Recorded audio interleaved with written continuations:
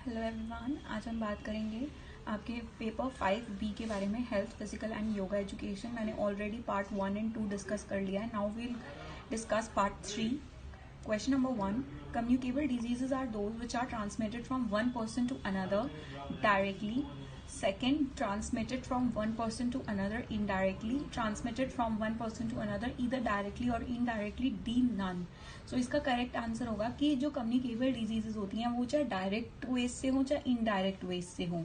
ठीक है, there are different modes of transmission of communicable diseases. So वो directly भी हो सकती हैं, इनडायरेक्टली भी हो सकती हैं। तो इसका करेक्ट आंसर हो जाएगा आपका option C, transmitted from one person to another either directly or indirectly. Question number 2, when infection is transmitted through the pollution of some media like food, water and air, then it is called। अगर हमारे को जो infection है वो food के through, contaminated food है या polluted water है, कॉन्टामिनेटेड वाटर है या फिर एयर, तो उस टाइप के इन्फेक्शन को क्या कहेंगे? A, contagious disease, B, infectious disease, C, both A and B, and D, none of these. तो कॉन्टाजियस डिजीजेस क्या होती हैं? Which happens through the direct contact of a person. ठीक है, तो ये डायरेक्ट कॉन्टैक्ट तो नहीं है, आपने फूड गंदा था या वाटर गंदा था, आपने उसका इंटेक लिया, तो वो इन्फेक्शियस डिजीजेस में आती है। Next question, which among the following are the modes of transmission of communicable diseases. तो मैंने बताए थे बहुत सारे मोड्स होते हैं of transmission of communicable diseases, तो इनमें से कौन से हैं? Through cuts and skin, through genetical passage, droplet infection, या D, all of the above. तो जब हमें बोला जाता है कि आपकी स्किन पे कोई भी वूंड हो गया या कट हो गया, आप उसको ढक लो या फिर उसको पट्टी करके रखो, तो वो इसलिए कहा जाता है ताकि इन्फेक्शन ना हो। ठीक है, थ्रू जेनेटिकल पैसेज, जो हमारी सेक्सुअली ट्रांसमिटेड डिजीजेज होती हैं, कुछ होती हैं वो जेनेटिकल पैसेज के थ्रू पास ऑन करती हैं। सी, ड्रॉपलेट इन्फेक्शन, किसी ने स्नीज किया, कफिंग दी, तो आप वो ड्रॉपलेट्स आप दूसरे अनइन्फेक्टेड पर्सन के ऊपर चली गई तो उसको इन्फेक्शन इमीडिएटली हो जाता है, तो दैट इज ड्रॉपलेट इन्फेक्शन। तो ये क्या हो जाएगा? All of the above. तो these all three are the modes of transmission of communicable diseases. Fourth, sexually transmitted diseases STD are caused through droplet infection, through genetical passage, through intermediary host, through oral fecal spread। तो droplet infection मैंने आपको बताया है कि किसी को sneezing हो रही है तो वो ड्रॉपलेट्स की फॉर्म में अगर इन्फेक्शन किसी और को चला जाए। जेनेटिकल पैसेज जो सेक्सुअली ट्रांसमिटेड डिजीजेस होती हैं वो थ्रू आपके इंटीमेट ऑर्गन्स के थ्रू ही जाती है। The passage is genetical. Through intermediary host, intermediary host क्या होता है? जैसे फ्लाइज किसी इन्फेक्टेड पर्सन पे या फिर मॉस्किटोज किसी इन्फेक्टेड पर्सन के ऊपर था एंड देन वो किसी हेल्दी पर्सन के ऊपर आ गया। ठीक है, तो वो उस चीज से क्या होता है, क्योंकि उसके बीच में एक इंटरमीडिएशन है, इंटरमीडिएटरी होस्ट है, तो उस टाइप के इन्फेक्शन को, जो उस टाइप के इन्फेक्शन को स्प्रेड होता है उसको हम बोलते हैं it is through intermediary host. या फिर ओरल फेक्टल स्प्रेड क्या होता है? ओरल फेक्टल स्प्रेड होता है जो contamination of water, food, air की वजह से होता है। तो इसका करेक्ट आंसर क्या हो जाएगा? B, through genetical passage. Question number 5, cholera, food poisoning and typhoid fever is due to A, droplet infection, B, oral fecal spread, C, through cuts and skin, D, through genetical passage। तो एक cholera और food poisoning या typhoid fever होता है वो किस वजह से होता है? कि आपने कुछ गंदा खा लिया या कुछ गंदा पी लिया, तो droplet infection is not related to it. ठीक है, ओरल फेक्टल स्प्रेड जो होता है वो इससे रिलेटेड है, क्योंकि ये स्प्रेड किसके थ्रू होता है? कॉन्टामिनेटेड फूड के इनटेक से या फिर एयर, पोल्यूटेड एयर की वजह से या फिर हमारे इम्प्योर वाटर पीने की वजह से। Next question, the mode of spread of respiratory track infection, influenza, whooping cough is. Mode क्या होगा इन सब की? आपको सांस लेने में प्रॉब्लम हो रही है, इन्फ्लुएंजा एक टाइप का फ्लू होता है।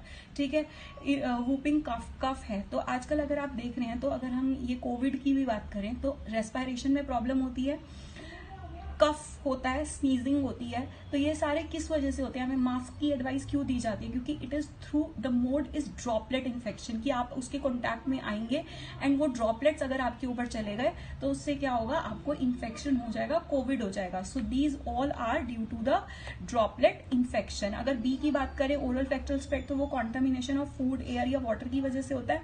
इन्फेक्शन ऑलरेडी हमारे अंदर उस टाइप का इन्फेक्शन या बैक्टीरिया नहीं है। ठीक है, थ्रू कट्स एंड स्किन के भी थ्रू नहीं होता ये। Next question, what are the common symptoms of communicable diseases?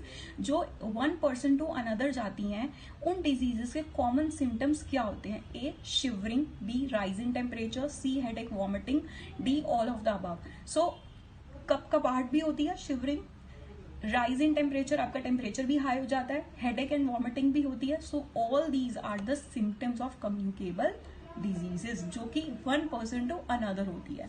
Next question, if a person is isolated to prevent the spread of infection until the incubation period of that particular diseases expires is called, बहुत ही simple है, आजकल हम बहुत ज्यादा relate भी कर सकते हैं इस टर्म में। इंक्यूबेशन पीरियड क्या है? जब आप एक्सपोज हुए उस वायरस से और जब आपको फर्स्ट सिम्टम दिखे, आप इससे रिलेट कर सकते हैं कि फॉर एग्जाम्पल आप किसी ऐसे बंदे से मिले जिसको कोविड आ गया, ठीक है, तो आप अपने आप को क्वारंटीन कर लोगे तब तक जब तक साइंस, क्वारंटीन का भी एक पीरियड होता है, एक टाइम होता है, आप 10 से 15 दिन तक क्वारंटीन रहते हो, कि आप, वो आपका इंक्यूबेशन पीरियड है कि आप एक्सपोज हुए और फिर फर्स्ट सिम्टम्स दिखे, तब तक का इंक्यूबेशन पीरियड होता है। अगर तब तक नहीं दिखे तो आप अपने आप को क्वारंटीन नहीं करोगे। सो इसका आंसर क्या हो जाएगा? ए क्वारंटीन। आइसोलेशन क्या होता है? आपको जब बीमारी पता चल गई है कि आपको कोविड हो गया है, तब आप आइसोलेट कर लेते हो अपने आप को सबसे, तो that is isolation. C fumigation. Fumigation क्या होता है? मॉस्किटोज, मलेरिया, इन सब में हम क्या करते हैं? फ्यूमिगेट कराते हैं, पेस्टिसाइड्स वगैरह स्प्रे करवाते हैं। डी क्या है? डिसइंफेक्शन। डिसइंफेक्शन क्या होता है? घर में किसी को भी कोई प्रॉब्लम हो जाती है तो हम डिसइंफेक्शन ऑफ क्लोथ्स ये सब करते हैं, तो दैट इज डिसइंफेक्शन। तो ये क्या हो जाएगा? ये टर्म क्या हो जाएगी? Quarantine. Dash is the elementary assistance given to the needy in case of emergency. ऐसी कौन सी बहुत इनिशियल असिस्टेंट है जो दी जाती है किसी भी नीडी को in case of emergency? First aid, B ambulance, C guidance, D all of the above. तो सबसे पहला जो एलिमेंट्री काम होता है वो होता है फर्स्ट एड देना। एम्बुलेंस एकदम इमीडिएटली नहीं आ सकती, तो सबसे पहले क्या प्रोवाइड किया जाता है? The first basic thing is first aid देना।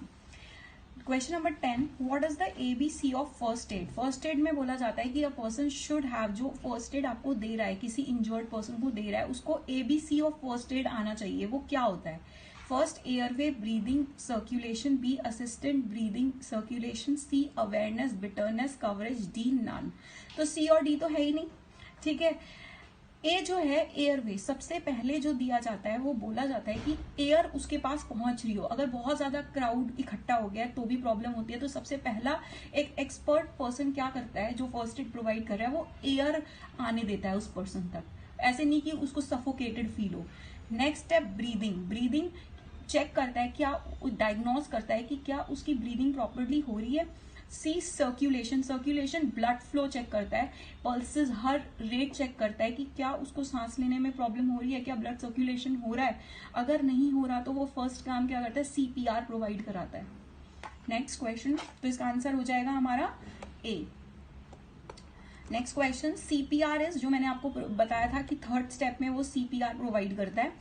सीपीआर होता क्या है? Cardio pulmonary resuscitation, B circulation of pulse rate, C circulation pulmonary rate and D none. So इसका करेक्ट आंसर है this, A. Question number 12, yoga comes from Sanskrit word. Yoga कौन से Sanskrit word से आया है? A yuj, yug, B yuj, C yog, D जिग। So इसका correct answer है युज। इसका मीनिंग होता है to join. Next question, yoga education helps in. Yoga education किस चीज में हेल्प करती है? A self discipline and self control, B concentration and high level of consciousness, C leading to immense amount of awareness, D all of these. तो yoga definitely एक self discipline and self control आता है, concentration and consciousness बढ़ती है, हमारे को awareness बढ़ती है कि हमें गुड पॉस्चर्स मेंटेन करने हैं, हमें क्या करना है कि ताकि हमें पॉस्चरल डिफॉर्मिटी ना हो, या कुछ भी हम हेल्दी डाइट लें, ठीक है, माल न्यूट्रिशन टाइप प्रॉब्लम ना हो, माल एडजस्टमेंट ना हो। सो these all comes under yoga education. तो इसका आंसर हो जाएगा all of the above. Next question, what is the aim and objective of yoga education? A, to enable the student to have good health, B, to practise mental hygiene, C to process emotional stability, या D all of the above. So aim and objective yoga education का सिर्फ इतना नहीं होता कि हमें physical fitness चाहिए, no, हमें एक to have a good health, mental peace भी होना चाहिए, हाइजीन होना चाहिए, इमोशनल ही भी स्टेबल होना चाहिए। सो इसका आंसर क्या हो जाएगा? All of the above. Next question, the 8 stages of yoga by Patanjali is called, जो 8 लिम्स दिए थे या फिर आप स्टेजेस बोल सकते हो जो हमारे पतंजलि में महर्षि पतंजलि ने दिए थे, ठीक है। सो उसका क्या 8 स्टेजेस को क्या बोला गया था?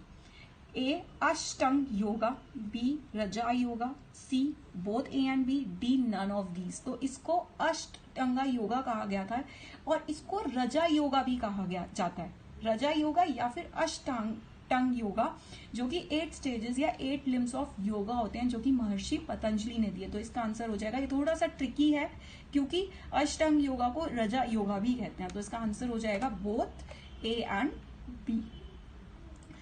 Next question, the process of controlling the internal and external senses are called यमा, सत्य, अभया, लज्जा। यमा बोलते हैं उसको, द प्रोसेस ऑफ कंट्रोलिंग। जैसे अगर मैं एक एग्जांपल दूं तो एक हॉर्स है, उसके पीछे एक लोहे का रेन लगाया जाता है जिसको हम रेन बोलते हैं। उससे क्या होता है, वो एक पर्टिकुलर डायरेक्शन में चलता है, उसको एक गाइडेंस प्रोवाइड की जाती है। सो इसी तरीके से the controlling of internal and external senses जो होता है हमारा, उसको हम यमा कहते हैं। ऑप्शन बी क्या है? सत्य, द ट्रूथफुलनेस। तो ये एक कंट्रोल नहीं है किसी तरीके का। सी है अभय, अभय क्या होता है? फियरलेसनेस, ठीक है। एंड डी है लज्जा, विच इज रिलेटेड टू शर्म। सो इसका करेक्ट आंसर है ए, यमा।